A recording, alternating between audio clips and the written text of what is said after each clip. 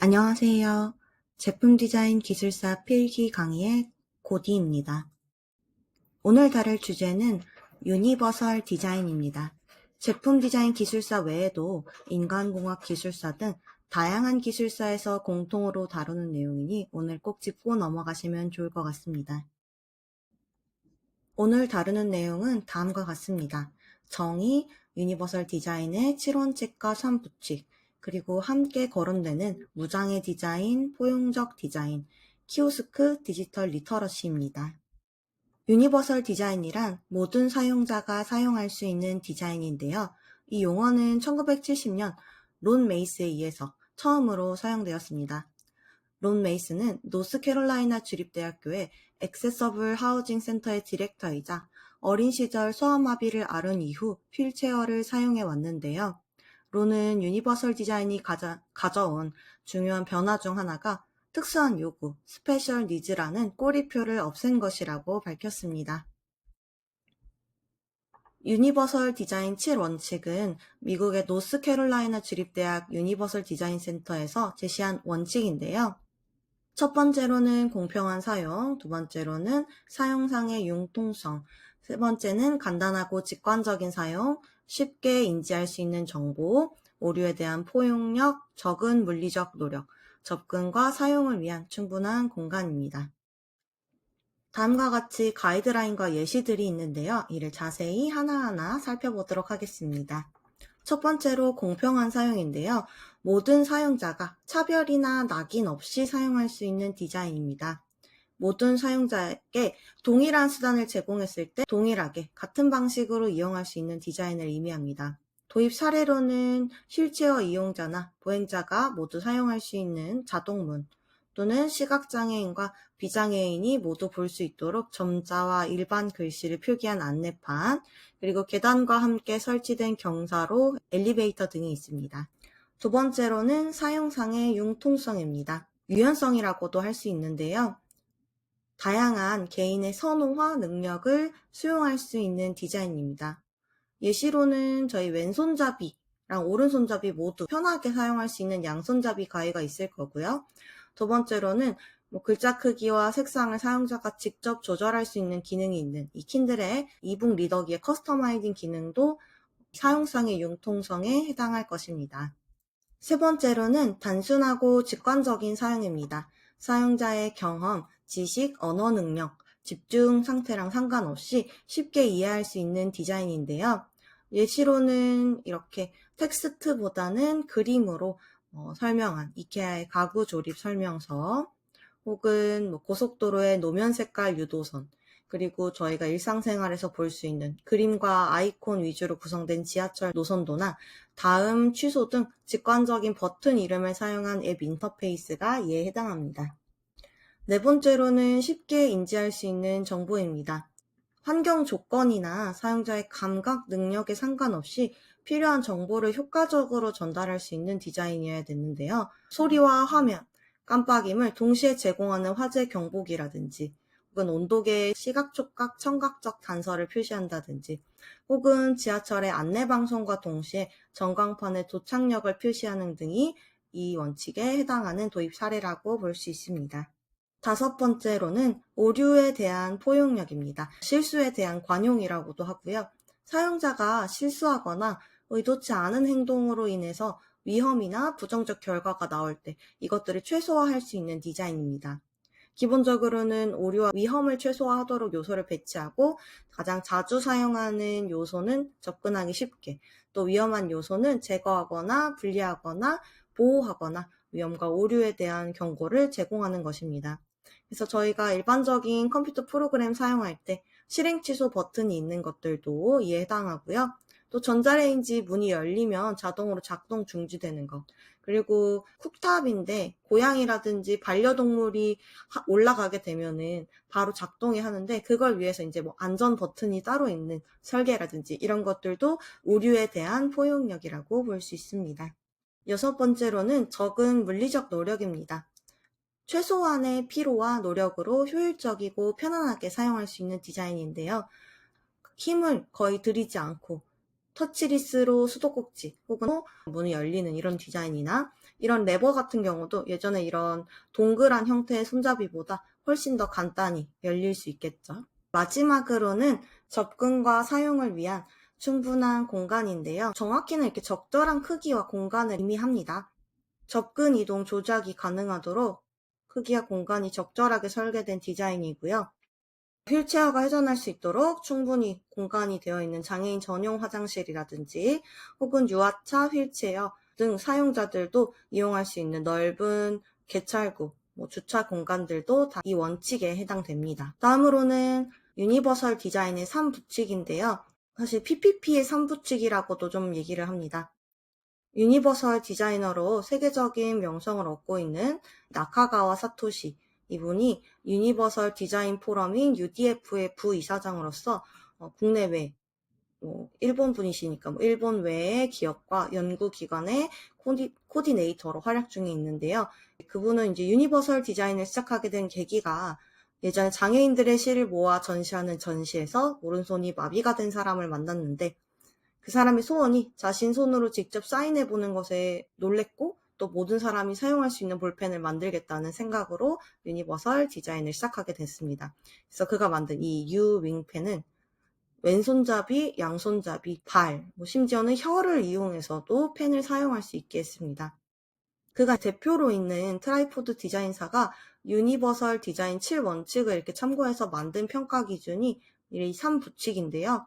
기본적으로는 이 3부칙을 더한 10개의 원칙에 뒷받침하는 세부 지침 37개로 구성되어 있습니다. 시험에서는 3부칙까지는 나오는데요. 첫 번째로는 내구성과 경제성의 배려, 두 번째는 품질과 신미성의 추구, 세 번째는 인체와 환경의 배려입니다. 문제에서는 유니버설 디자인의 원칙이나 3부칙을 활용한 예시도 설명을 하라고 나오는 경우가 있었습니다. 기출문제에 관련된 내용은 이후에 기출문제 강의에서 조금 더 자세히 다루도록 하겠습니다. 그 다음으로는 저희가 유니버설 디자인과 가장 많이 함께 언급되는 디자인 중 하나인 무장애 디자인인데요. 과거에 우리가 접근성 문제가 있다 라고 부르는 것들이 무장애 디자인에 해결하려고 하는 문제라고 보시면 될 것 같습니다. 그래서 이 운동은 본질적으로 장애 자체에 초점을 맞추고 있어요. 유니버설 디자인과는 다른 점이 유니버설 디자인이 좀 더 사용자를 보다 폭넓게 정의를 한 것에 비해서 초점이 장애인, 노인 등 신체적인 약자, 특정 집단을 좀 더 초점에 맞추고 있습니다. 그 외에 다른 차이점들은 아래 내용들을 확인해 보시면 됩니다. 그 다음으로 함께 얘기가 나오는 것들이 바로 포용적 디자인, 인클루시브 디자인이라고 하는데요. 포용적 디자인의 경우는 유니버설 디자인과 굉장히 좀 유사하기 때문에 많이 헷갈리실 수도 있는데 포용적 디자인은 과정과 방법론을 좀 중시하는 식으로 설계를 합니다. 다양한 사용자들의 참여와 경험을 반영해서 디자인하는 것을 목표로 합니다. 다음으로는 키오스크와 유니버설 디자인입니다. 무인정보 단말기, 즉 키오스크는 상품을 주문하거나 발권하거나 정보 안내를 받기 위해서 사용이 되는데요. 음식점이나 도서관, 주유소에서 우리가 무인으로 결제하거나 주문하는데 활용하는 모든 기기들을 키오스크라고 부릅니다. 매년 한국지능정보사회진흥원에서 고령층, 장애인층 등 취약계층의 키오스크 접근성 수준을 파악하는 실태 조사를 실시하고 있는데요. 이 휠체어 이용자 접근성과 관련된 작동부 높이 준수율이 가장 4%로 낮았고 음성 등 대체 콘텐츠 제공 항목 준수율이 10.5%로 낮았고 그다음에 시각장애인을 위해서 비시각적 안내 제공 여부를 확인하는 터치스크린 컨트롤 인식 항목은 12.2%로 낮았습니다. 그래서 왜 키오스크와 유니버설 디자인에 대해서 지금 거론을 하냐면 기술사 필기시험 혹은 기술사 면접시험에서 공통적으로 좀 많이 다 나오는 것 중에 하나가 정부 법령이라든지 지침이 관련된 것들이 바뀌거나 하면은 자주 언급이 되는데요. 이번에 장애인 차별금지법 시행령이 의결이 되고 의무 적용 시기가 내년으로 다가왔습니다. 그래서 법의 시행일인 2023년 1월 이후부터는 단계별로 적용을 하고 이전에 설치된 키오스크도 이제는 내년 1월부터 2026년 1월부터는 관련 임무를 적용해야 합니다. 이 때문에 다양한 베리어 프리 키오스크들이 키오스크 제조사에서 제공되고 있는데요. 여기 제가 봤던 기능 중에서는 이런 것들, 시각장애인을 위한 기능, 휠체어 이용자를 위해서 조작부 높이 관련돼서 조절할 수 있는 설계, 또 다국어 지원을 해주는 이런 것들도 전부 다 베리어 프리 키오스크의 의무화에 해당하는 이런 기능들이라고 보시면 될 것 같습니다.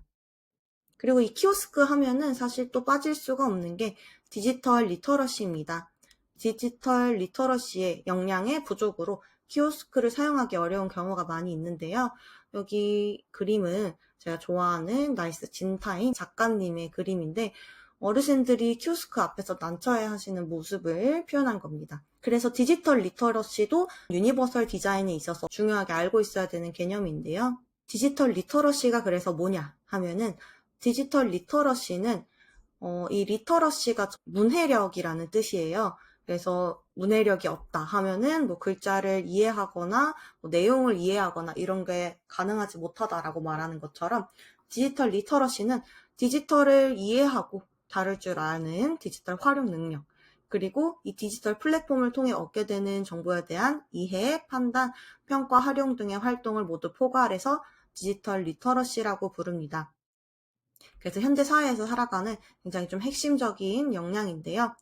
한국지능정보사회진흥원이 발표한 디지털 정보경차 실태 보고서에 따르면 저희가 이제 일반 국민 수준이 100이라고 했을 때 단순 이용에 있어서도 고령층은 거의 절반 수준인 55.9%, 그리고 장애인의 경우 76.1%로 아직 좀 심각한 것을 저희가 알 수 있습니다. 현대사회의 디지털 전환으로 인해서 디지털 리터러시와 유니버설 디자인의 중요성은 점차 높아지고 있습니다.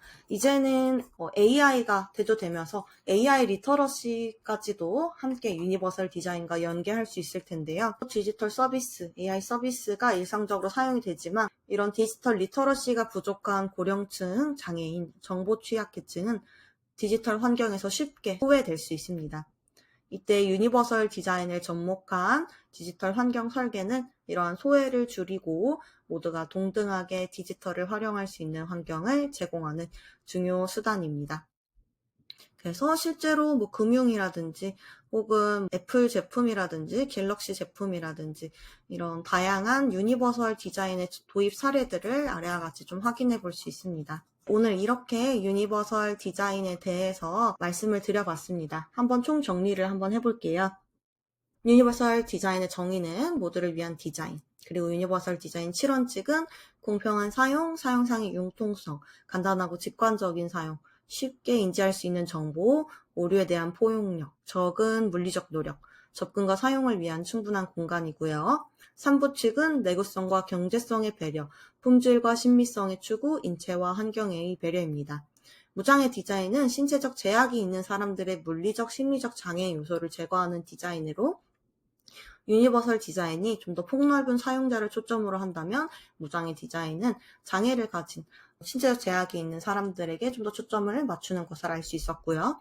포용적 디자인은 유니버설 디자인이 조금 더 결과에 치중해 있다면 포용적 디자인은 과정에 좀 더 초점을 맞췄다고 얘기 드렸습니다.